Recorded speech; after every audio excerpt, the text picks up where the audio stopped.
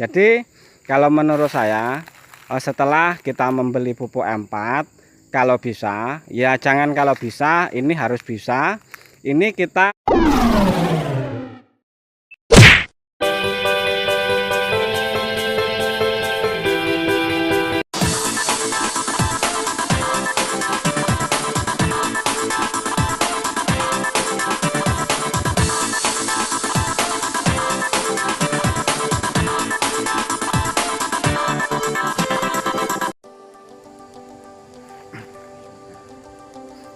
Assalamualaikum semuanya teman-teman, dimanapun Anda berada. Berjumpa lagi ya bersama kita, tentunya masih di channelnya Dinar.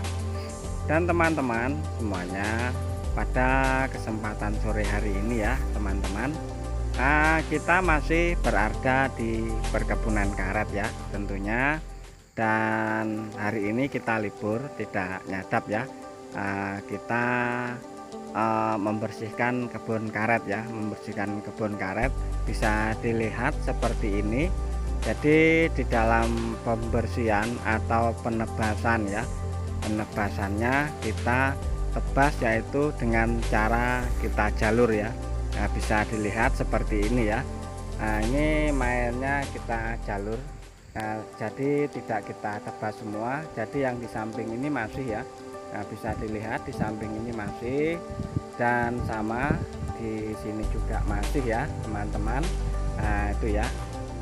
Jadi pada kesempatan sore hari ini kita akan menjawab satu pertanyaan dari teman kita, teman subscriber kita tentunya ya, lewat WA ataupun lewat Facebook ataupun langsung komentar di videonya tentunya ya teman-teman. Jadi pertanyaan yang dilontarkan kepada teman kita ini namanya Mas Eko ya, Mas Eko. Jadi Mas Eko ini mempunyai satu pertanyaan yang perlu kita jawab tentunya, biar Mas Eko juga tahu ya pertanyaannya. Jadi pertanyaan Mas Eko ini masih sama, yaitu pertanyaan lagi-lagi masih perawatan di perkebunan karet ya teman-teman. Perawatan maupun cara menyadap karet. Jadi yang dilontarkan pertanyaan dari Mas Eko ya, nah ini pemupukan pupuk M4 ya, pupuk M4.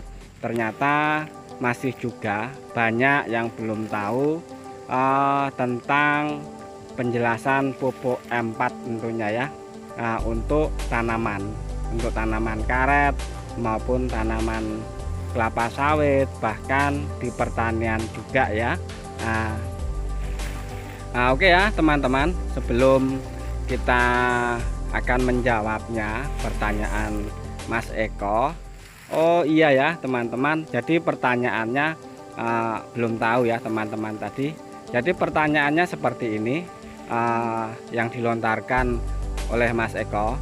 Nah, Mas, pupuk M4 bisakah langsung kita pupukkan untuk tanaman kita? Nah, itu ya.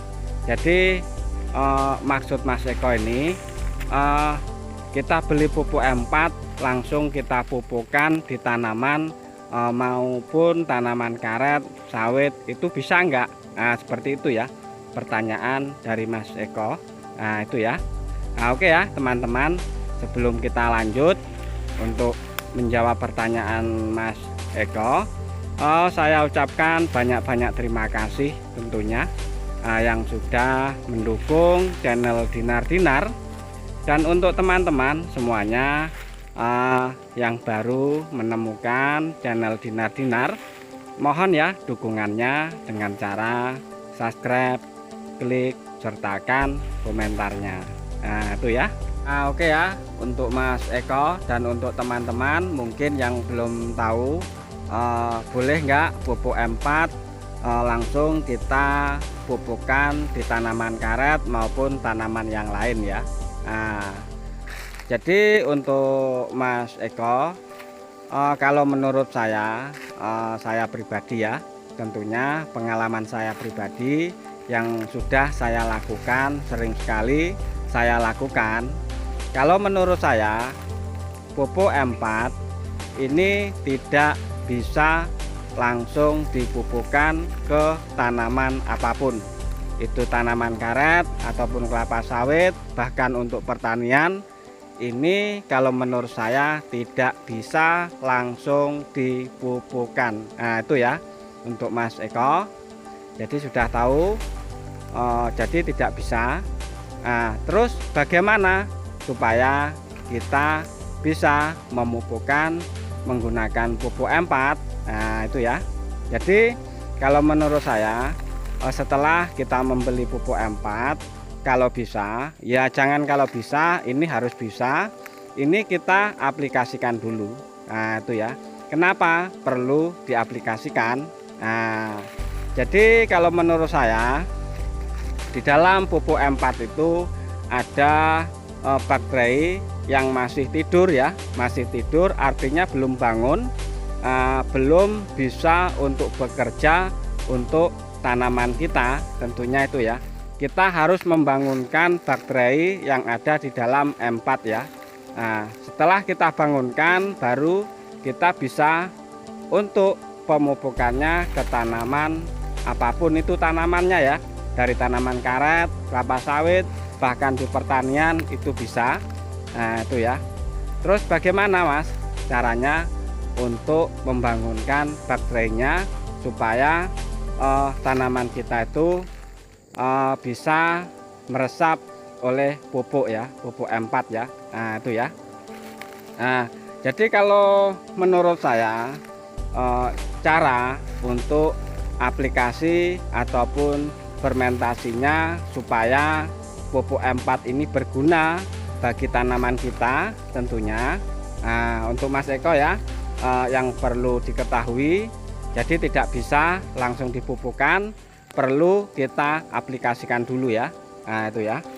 Nah cara untuk aplikasinya ya, untuk Mas Eko dan untuk teman-teman semua yang belum tahu, jadi cara untuk aplikasinya ini kita campur dengan air. Nah kalau bisa ini air hujan, ini tidak apa-apa. Kalau tidak air hujan, kita berikan air bekas cucian beras ya teman-teman, bekas cucian beras. Dan ada juga kita berikan air kelapa muda, ini juga bisa ya. Nah itu ya.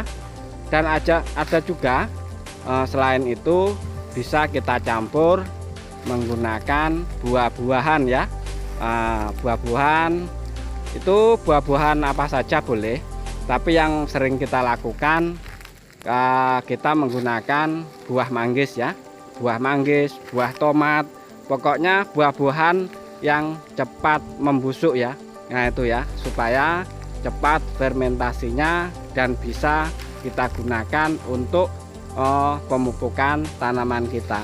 Nah itu ya, jadi untuk campurannya 1 botol M4 ya, 1 botol M4 kita kasih 1 liter ataupun 2 liter itu sudah cukup.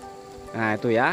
Dan untuk pemupukannya ini lebih bagus di dalam menginap ataupun fermentasinya ini lebih lama, lebih bagus kita inapkan antara 10 hari 15 hari itu lebih bagus ya.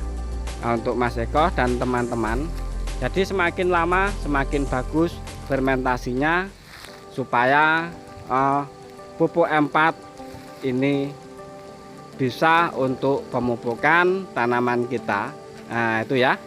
Nah oke ya, untuk Mas Eko dan teman-teman semuanya, jadi sudah tahu pupuk M4 ini tidak bisa langsung kita pupukkan, perlu kita fermentasikan. Nah itu ya.